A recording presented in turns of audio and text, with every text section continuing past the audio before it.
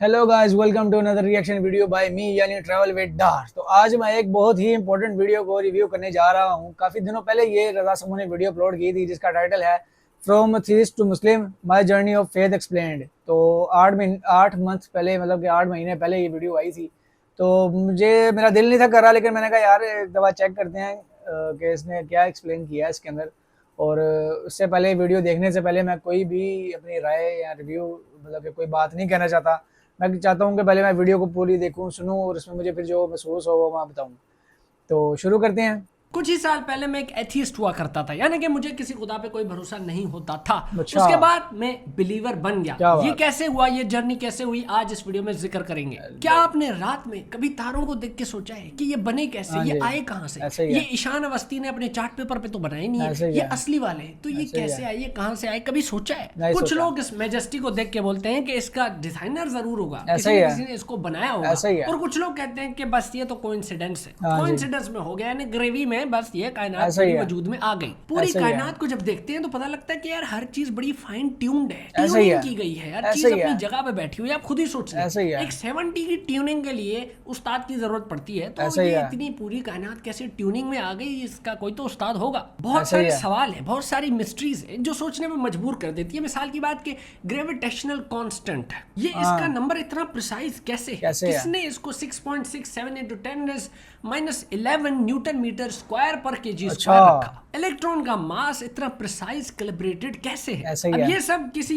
इंसान ने तो नहीं किया, ऐसा ही कोई है, फुनसुक वांगड़ू वाले साइंटिस्ट ने तो ये नंबर्स नहीं रखे हुए। ऐसा ये ही है, सारी मैथ्स तो कुदरत की तरफ से दी गई ऐसा है। ही है और इस भाई। पूरी कायनात में हड़ाउड़ी भी नहीं है, हर चीज बड़े सिस्टमैटिक तरीके से चल रही है, हर सही कह चीज रहा है, मैथ्स के लॉज को फॉलो कर रही ऐसा ही है। है। एक एस्ट्रोफिजिसिस्ट फ्रेड होल, अच्छा, जो होले होले सोचने के बाद कहते हैं कि यार ये जो प्रोबेबिलिटी है इस पूरे अच्छा, कायनात के होने की, जो चांसेस हैं वो बहुत कम है। और ऐसा वो ही इस है, तरह से है कि जैसे समझ लो कबाड़ खाने में तूफान आ जाए और ऐसा ही उस है, तूफान से सारा कचरा मिल मिला के गोल गोल घूम घूम के बोइंग 747 का जहाज बन जाए। पॉसिबल ही नहीं बताओ है। भाई इसके चांसेस कितने हैं? तो जीरो बस परसेंट इतने ही चांसेस थे इस पूरी यूनिवर्स के बनने के। ऐसा ही है, न्यूक्लियर फोर्स जो कि एक एटम को होल्ड करके रखती है, उसी ऐसा ही के है, ऑपोजिट उसको बैलेंस करने के लिए एक इलेक्ट्रोमैग्नेटिक फोर्स होती है ऐसा ही जो है, रिपेल करती है। ये ऐसा ही है। किसने सोचा, ये किसने किया? क्योंकि भाई साहब ये जो स्ट्रॉन्ग फोर्स है, अगर वो कम हो जाए तो एटम तितर बितर हो ऐसा जाएगा, ही है, और अगर ये ज्यादा हो जाए तो न्यूक्लियर फिजन हो जाएगी, ऐसा फट ही के है, फ्लावर हो जाएगा सब। तो ऐसा ही ये है। एटम इस तरह की एटमें पेश ना करे, ये हाँ, किसने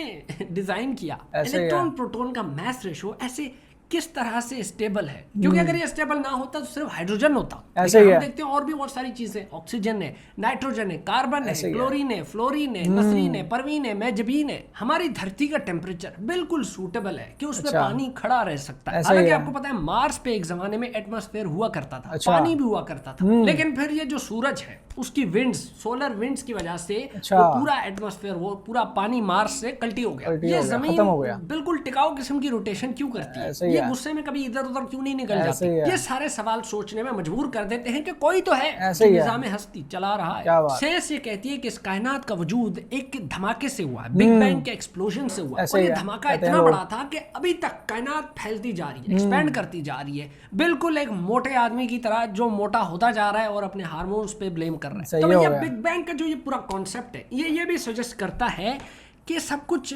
कुछ नहीं से आया हुआ है, ऐसा ही यानी है, it was all created out of nothing. इस बात में मुझे वो पॉसिबल ही नहीं गालिब का है, शेर याद आ गया कि न था कुछ तो खुदा था, कुछ ऐसा न ही है, होता तो खुदा ऐसा होता, ही है, डुबोया अच्छा, मुझको होने ने, न होता मैं तो क्या होता। ऐसा ही है, क्या बात है, क्या बात है, क्या बात। तो हम तो भाई यही मानते हैं ना, जब कुछ भी ऐसा ही नहीं है, था तो खुदा था। ऐसा अब ही ये है, जो बिग बैंग कहता है कि कुछ नहीं से सब कुछ बन गया, इस बात को बहुत सारे रिलीजन्स भी सपोर्ट करते हैं। ऐसा ही जैसे है, क्रिश्चियनिटी जेनेसिस के ओपनिंग वर्स में है कि लेट देयर बी लाइट, और हमारे इस्लाम में आके देख लो तो हमारे पास कुन फयकुन का कॉन्सेप्ट है, ऐसा ही यानी है, उसने कहा कि हो जा तो वो हो हो गया। गया, शायद ऐसा ही यही है, कुन बेशक, वो एक्सप्लोजन का पॉइंट था। तो ऐसा इस ही है, पूरी कायनात का फट के फ्लावर होके बन जाना साइंटिफिकली और रिलीजियसली जस्टिफाइबल है। ऐसा एक ही काम है, करो, रात में अपने जानू से ये पैकेज में बात करने के बजाय निकलो और ऊपर देखो, ऐसा देखो ही उन है, तारों को, बिलियंस ऑफ गैलेक्सीज को देखो। क्या ये तुम्हें हैरत अंगेज नहीं करती? कर देती अगर हैं तुम्हें ये भाई, हैरत अंगेज नहीं करती तो क्यों नहीं करती यार?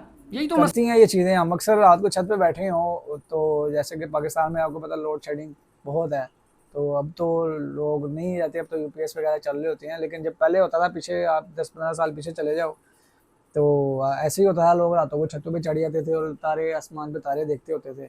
तो बड़ा कुछ होता था, मतलब कि खूबसूरत यादें। अब तो वो भी मेमोरीज में शुमार किया जाता है इन चीज़ों को। अब तो ये एक्टिविटीज़ ही नहीं रह गई। अब तो चिड़िया की आवाज़ भी सुबह सुनने को नहीं मिलती।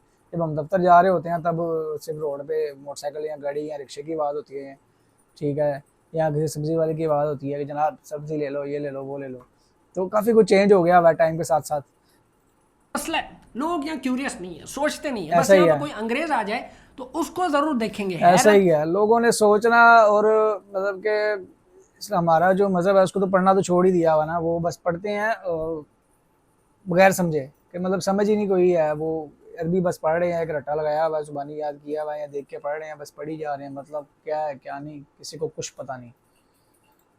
से अंग्रेज को देख के हैरत अंग्रेज जरूर होंगे, लेकिन कायनात को देख के हैरत अंगेज नहीं होंगे। ऐसा ही है। मिलियंस ऑफ ईयर्स तक ग्रेविटी गैस के बादलों को मिक्स करती रही, उसमें डस्ट भी आता गया, गोल गोल घुमा फिरा के ऐसे वो स्ट्रीट फाइटर वाला अदूगन वाला गोला बनाती रही और आखिरकार गैलेक्सी बन गई, उसमें तारे बन गए। तो क्यूरियस हुआ करो मेरी जान, क्यूरियस लोग बहुत आगे जाते हैं। जैसे गलीलियो था, रिसर्च करनी पड़ती है। दूरबीनी जो बनाई थी, वो दूरबीनी इसलिए नहीं बनाई थी कि भाई उसने अगली बिल्डिंग में अपनी क्रश को कपड़े बदलते देखना था, नहीं, इसलिए बनाई क्योंकि उसमें भी कीड़ा था, चुल थी, वो क्यूरियस था। अब उसकी वो दूरबीनी टेलीस्कोप इतनी तरक्की कर गई है कि हबल टेलीस्कोप बन गई, एक ऐसी टेलीस्कोप जो बहुत दूर तक देख सकती है। हबल ने हमें एक पिक्चर दी, हबल अल्ट्रा डीप फील्ड जिसको बोलते हैं, जिसमें हजारों गैलेक्सीज दिख रही हैं। उस तस्वीर को देख के यार बंदा सोचता है कि यार इतनी गैलेक्सीज हैं, हो सकता है जादू भी असल में हो, शायद एक्स्ट्रा सवाल ऐसे आते हैं ज़हन में, लाइफ एग्जिस्ट करती हो। बहुत सारे सवाल हैं जो क्यूरियस करते हैं, जैसे कि हमारी धरती का डिस्टेंस सन के साथ वो कितना टिकाऊ किस्म का है। अगर हमारी धरती करीब आ जाए तो सख्त से सख्त लौंडे पिघल जाएंगे, पूरी दुनिया खत्म हो जाएगी। अगर धरती दूर हो जाए तो सब कुल्फी बन जाएंगे, सब ठंडा हो जाएगा, यानी हैबिटेबल जोन नहीं रहेगा। तो ये जो डिस्टेंस है बिल्कुल करके किसने रखा, हम किस तरह राइट प्लेस और राइट टाइम पे हैं। ऐसा ही है, कोई तो है ना जो निज़ाम सब काम अल्लाह ताला के है बेशक। और फिर ऑर्गेनिक कंपाउंड्स का होना, जैसे अमीनो एसिड्स जो प्रोटीन बनाते हैं। प्रोटीन बहुत जरूरी चीज है, ये आप अपने जिम वाले दोस्तों से पूछ लेना जो प्रोटीन शेक हिलाते रहते हैं हर वक्त। अब जो डीएनए है ना, जो हम कहते हैं कि यार इसके तो डीएनए में ही हराम पाई है, यानी कि इसकी वो चलती आ रही है हराम पाई पूरे नस्ल दर नस्ल। तो डीएनए एक ऐसा मटेरियल है जो आपकी लाइफ की इंफॉर्मेशन स्टोर करता है और ट्रांसफर करता है। वो डीएनए भी प्रोटीन से बना हुआ। अब बताओ यार, प्रोटीन ना होता तो डीएनए ना होता, डीएनए ना होता तो तुम मेरी बात ना सुन रहे होते। तो भाई ये कैसे अब जरा वक्त की बात कर लेते हैं। वक्त अपने आप में एक बहुत कमाल चीज है। सुना है ना आपने, दिल विच तेरे लिए टेम कट के, मेरे को टेम नहीं है माना। ये जो टेम है, कभी सोचे कि टेम क्या है यार? टेम को जो चीज मजेदार बनाती है वो इसकी रिलेटिविटी है। जैसे चाचा अल्बर्ट आइंस्टाइन ने बोला था कि ये जो टेम है लाला, ये जो टेम है ये कभी स्लो हो जाता है, कभी फास्ट हो जाता है। ये तो डिपेंड करता है जो देखने वाला है उसकी स्पीड क्या है और वो कहाँ खड़ा है, उसकी पोजीशन क्या है। याद करो इंटरस्टेलर अगर आपने देखी है तो मैथ्यू किस तरह स्पेस में जाता है। वो तो जवान होता है लेकिन उसकी जो बेटी है वो बुढ़ी हो जाती है। ये होती है टाइम डायलेशन। किस तरह वक्त बदलता है, उसका वक्त दूसरा था, इस बंदी का वक्त दूसरा है। यानी टाइम तो जो है ना बहुत मैटर करता है। और फिर इस वक्त का लीनियर डायरेक्शन में चलना, यानी सीधा सीधा चलना, पास्ट से फ्यूचर की तरफ चलना, ये भी बड़ी कमाल बात है। यू करके टाइम क्यों नहीं है? और इस टाइम के सीध में चलने की जो बात है उसको सेकंड लॉ ऑफ थर्मोडायनेमिक्स भी जस्टिफाई करता है। वो भी ऐसे ही कहता है कि जो एंट्रोपी है, एंट्रोपी बोले तो हड़ाउड़ी, वो हमेशा ओवर द टाइम बढ़ती रहती है। मिसाल की बात कि आप एक अंडे को ब्रेक तो कर सकते हैं लेकिन अनब्रेक नहीं कर सकते। मेरे ख्याल से आपको समझ नहीं आ रही बात, बहुत देखो भाई, जो दोंदा बकरा है उसके मसाने आप कुचल के उसको खस्सी कर सकते हैं लेकिन अनखस्सी नहीं कर सकते। एक बार खस्सी हो गया तो हो गया, यानी कि यार इसकी एक बात है, मुझे मेरा दोस्त आ गया यार मीरू बाबा पीछे नहीं आ सकता। जैसे शर्ट पे कॉफी गिर गई तो गिर गई, अब उसको अनस्पिल नहीं कर सकते। तो ये सारे सवाल, तो ये पूरी कायनात ऐसे मिस्ट्री से भरी पड़ी है, ऐसे सवालों से भरी पड़ी है। जैसे कॉन्शियसनेस कैसे आई, जिसको रिलीजन तो रूह का नाम दे देता है ये, लेकिन साइंस को नहीं समझ आ रही कि ये इंसान एक्चुअल में जिंदा कैसे है। और ये जो इंसान एक्सप्लोरेशन करता रहता है, ये रुकनी नहीं चाहिए और ये रुकेगी भी नहीं, क्योंकि इंसान के अंदर एक फितरतन एक चुल है, उसको पता करना है। किसी बच्चे को बोलते हैं ना एक्सप्लोर डिस्कवर करना है, उसमें हाथ नहीं डालो, वो एक्सटेंशन है, आपको करंट लग जाएगा। ऐसे ही है, लेकिन वो डालेगा, करते रहोगे हमें लगेगा हंस रहा है तो हाँ, करंट लग रहा होगा, ऐसे ही है। मरना जाओ, ऐसे नहीं करना, गलत बात होती है। आप ऐसे ही उसको है। जितना रोकोगे उतना वो करेगा। बच्चा उंगली गीली करके अंदर डाल देगा। ऐसे ही है तो भाई। एक चुल है, फितरतन एक चुल है एक्सप्लोर करने ऐसे की, ही और है। इस चुल से अगर आपको कोई रोकता है तो ये गलत बात है। गलत बात है। कोई भी रोकता है, लेकिन कोई भी बड़ी अथॉरिटी वाला लेकिन एक्सटेंशन में उंगली तुमने से रुक जाना है। अगर आपको सवाल करने से रोकता है सवाल तो करने से उसकी बात नहीं सुनो। सवाल करना बहुत जरूरी बहुत है। जरूरी तो अब है आते भाई। हैं मुद्दे की बात। अक्सर हम स्कूल कॉलेज में होते हैं, टीचर कहते हैं सवाल करो, फिर जब हम सवाल करते हैं तो अगला गुस्सा कर जाता है कि यार तुमने सवाल कैसे किया, तुम्हें समझ क्यों नहीं आ रही, समझे हो कि नहीं। लोग अक्सर कहते हैं कि मुझे जवाब नहीं मिला तो मैं कन्विंस नहीं हूँगा। ऐसा ही है। अब मुझे जिस चीज ने एथीस्ट से बिलीवर बनाया, अच्छा। वो जवाब नहीं थे, अच्छा। वो सवाल थे। इन सवालों ने मुझे सोचने में मजबूर किया कि कोई तो है जो ऐसा ही निज़ाम है। हस्ती चला रहा है, बेशक ऐसा वही ही खुदा है। है। तो ऐसा ही बात है। ये कि लेकिन सवाल की चुल खत्म नहीं होनी चाहिए। जब ऐसा भी ही है। इंसान नाउमीदी में चला जाता है तो वो भटक जाता भटक है, जाता लेकिन है। फिर जब ज्यादा सोचने लग जाता है, सवाल करने लग जाता है, तो वो ट्रैक पे आ आ जाता है। तो जाता जी है। बस अपना ख्याल रखें, अपने अंदर एक कीड़ा जो है उसको जिंदा रखें, वो चुल जिंदा रखें, जानने की, पहचानने की, क्यूरियस ऐसा ही होने है। की। इसी बात पे आपसे लेता हूँ इजाजत। आई होप बस बात सिर्फ इतनी है कि आपके जहन में जितने सवाल पैदा होते रहेंगे कि ये चीज़ कैसे बनी, कैसे आई। अब मेरे जहन में भी अक्सर सवाल आता है कि यार मैं कैसे, मतलब कि ये क्या मकसद है ज़िंदगी का, ये चीज़ें हम जो सारा कुछ कर रहे हैं, हमने मर ही जाना है, ये वो, मतलब इस तरह के सवाल काफ़ी लोगों के जहन में आते होंगे, मेरे में भी आते हैं, और भी उल्टे सीधे आते हैं जो मैं नहीं बोलना चाहता यहाँ पे। तो उसका हल यही होता है कि आप पढ़ो, रिसर्च करो। तो मेरे साथ तो ये वाक़यात होते हैं कि मेरे ज़हन में जब भी उल्टा सवाल आता है ना, तो ऑटोमेटिकली मैं स्क्रॉल कर रहा होता हूँ तो कोई ना कोई वीडियो ऐसी आ जाती है, या कोई ऐसा कोट आ जाता है, या कोई ऐसी मतलब चीज़ सामने आ जाती है कि मैं कहता हूँ कि यार ये मेरे उस सवाल का जवाब है। मुझे ऑटोमेटिकली उस सवाल का जवाब मिल जाता है। मैं कहने का मकसद ये है।